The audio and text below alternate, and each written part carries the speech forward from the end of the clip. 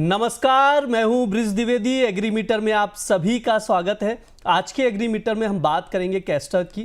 Castor पर विस्तार से बातचीत करने के लिए हमारे साथ जुड़े पृथ्वी फिनमार्ट के डायरेक्टर और commodity currency research head Manoj Kumar Jain ji. Manoj sir, स्वागत है आपका द बोनस में। नमस्कार ब्रिज जी। सर, आज के शो में हम लोग कैस्टर पर बातचीत करेंगे, चीज़ों को समझेंगे। प्राइजेस से शुरू करते हैं। बीते एक महीने में देखा जाए तो एनसीडीएक्स पर कैस्टर सीड की कीमतों में 6% से ज़्यादा की गिरावट देखने को मिली है। सर, कैस्टर सीड की कीमतों में ये गिरावट कब तक जारी रह सकती है? क्या कुछ अनुमान है? आपकी क्या राय है सर?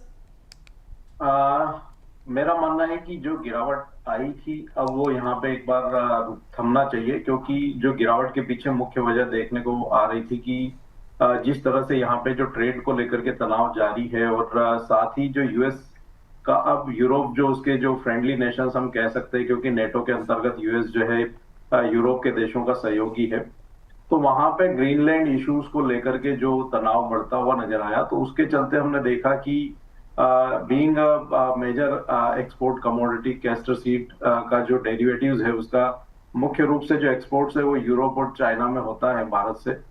तो उसके चलते हमने देखा कि एक प्रेशर जो है यहाँ पे कीमतों में बनता हुआ नजर आया।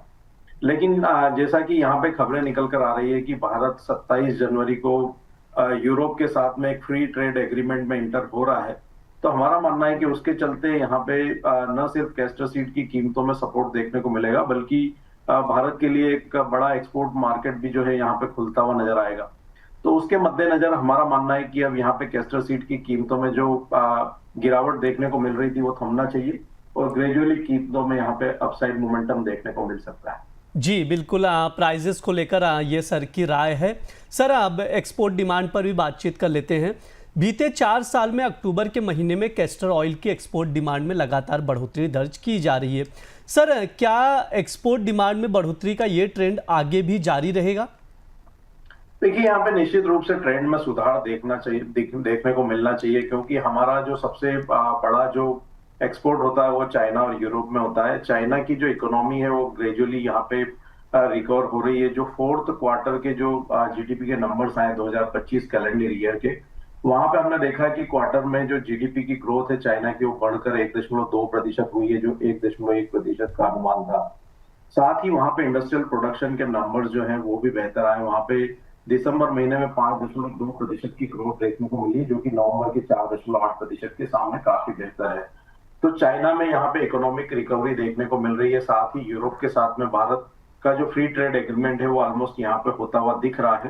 तो इन दोनों ही मेजर फंडामेंटल बदलाव के चलते हमारा मानना है कि आने वाले समय में जो एक्सपोर्ट है कैस्टर ऑयल का वो यहाँ पे बढ़ता हुआ नजर आएगा। ब्रिज जी।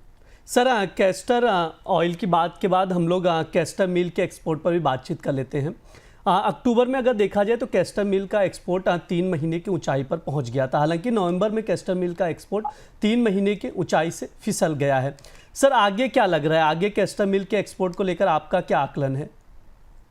देखिए, यहाँ पे अगर जो दो मुख्य हमारे जो ट्रेड पार्टनर है वहां पे अगर इकोनॉमिक ग्रोथ जो है वो रिकवरी के पाथ पे है और जो यूरोप स्पेशली उनके साथ में अगर हम फ्री ट्रेड एग्रीमेंट में इंटर होने जा रहे हैं, तो उसके चलते जो गिरावट नवंबर मंथ में देखने को मिली थी, तो हमारा मानना है कि ग्रेजुअली वहां भी सुधार जो है वो आता हुआ नजर आएगा। तो हम कह सकते हैं कि अक्टूबर मंथ की बेहतर जो एक्सपोर्ट नंबर्स के बाद नवंबर में थोड़ी गिरावट देखने को मिली थी, लेकिन निश्चित रूप से यहाँ पे ग्रेजुअली फिर से एक बार जो है वहां सुधार देखने को मिल सकता है। सर, अब थोड़ा सा प्राइस आउटलुक की ओर रुख कर लेते हैं, ट्रेडर्स के लिहाज से बातचीत कर लेते हैं। सर, ट्रेडर्स को कैस्टर सीड में अभी खरीदारी करनी चाहिए या अभी रुकना चाहिए? ये पहला सवाल है। साथ ही ये भी बताइए कि शॉर्ट टर्म में कैस्टर सीड की कीमतों का क्या आउटलुक लग रहा है? शॉर्ट टर्म में हमारा मानना है कि यहाँ पे 6360 जो कैस्टर सीड का जो फरवरी कॉन्ट्रैक्ट है उसमें काफी महत्वपूर्ण सपोर्ट जो है वो बनते हुए नजर आएंगे। और हमने एक अच्छी गिरावट देखी, उसके बाद यहाँ पे एक टेक्निकली भी जो है कि रिवर्सल जो है चार्ट पैटर्न पर दिख रहा है। तो फंडामेंटल मजबूत है, टेक्निकल इंडिकेटर्स भी यहाँ पे दिखा रहे हैं कि एक रिवर्सल जो है कीमतों में देखने को मिल सकता है। तो हमारा मानना है कि कैस्टर सीड का जो फरवरी कॉन्ट्रैक्ट है उसमें बाय की रणनीति बनाई जा सकती है। लेवल स्पेसिफिक अगर मैं बात करूं तो 6485 के आसपास कीमतें मिलती है, तो वहां पे बाय कर सकते हैं। स्टॉप लॉस 6420 का रखना चाहिए और लक्ष्य यहाँ पे इमीडिएट जो रहेगा वो 6600 तक का रहेगा। जी सर, सर एक आखिरी सवाल है। टॉप एग्री कॉल्स क्या कुछ रहेंगे आपकी ओर से, क्या कुछ सजेशन है ट्रेडर्स के लिए टॉप एग्री कॉल्स में? पहली कॉल तो कैस्टर सीड की रहेगी, जैसा कि मैंने बताया कि कैस्टर में यहाँ पे बाय कर सकते हैं 6485 के स्तर पे, 6420 के स्टॉप लॉस है, लक्ष्य 6600 के रहेंगे। दूसरा हम देख रहे हैं कि कॉटन सीड ऑयल केक में एक अच्छी बढ़त के बाद करेक्शन देखने को मिले थे, लेकिन जो अपने सपोर्ट्स लेवल है 3278 को ये स्ट्रांगली होल्ड कर रहा है। तो कॉटन सीड ऑयल केक का जो फरवरी कॉन्ट्रैक्ट है 3300 पर बाय की सलाह रहेगी। स्टॉप लॉस 3272 का रखना है और टारगेट यहाँ पे 3360 के है। जी बिल्कुल, ये ट्रेडिंग कॉल है, स्क्रीन पर है, आप लोग नोट डाउन करके चल सकते हैं। कॉटन सीड ऑयल केक की बात की जाए फैब वायदे में 3300 पर लॉन्ग करें, 3360 तक के टारगेट के लिए 3272 का स्टॉप लॉस लगाकर चल सकते हैं। ट्रेडिंग कॉल स्क्रीन पर है, आप लोग नोट डाउन करके चलिए, स्टॉप लॉस जरूर लगाए। वही कैस्टर सीड की बात की जाए तो फैब वायदे में ही यहाँ पर भी खरीदारी की ही सलाह दी जा रही है। डिप पर बाय करना है, 6485 पर खरीदारी करें 6600 तक के टारगेट के लिए और 6420 का स्टॉप लॉस लगाएं। स्टॉप लॉस मस्ट है, ध्यान रखें, स्टॉप लॉस लगाकर ही आप लोग खरीदारी करके चल सकते हैं। ये सर की राय है, ट्रेडिंग कॉल्स दिया गया है, नोट डाउन करके चल सकते हैं। ओवरऑल हमने कैस्टर पर बातचीत की है सर, समय भी हो चुका है सर, डिस्क्लेमर दे दीजिए। जो भी कमोडिटीज हमने डिस्कस की ब्रिज उसमें हमारी कोई पोजीशन नहीं है, लेकिन रिकमेंडेशन के चलते क्लाइंट्स की पोजीशन इनमें हो सकती है।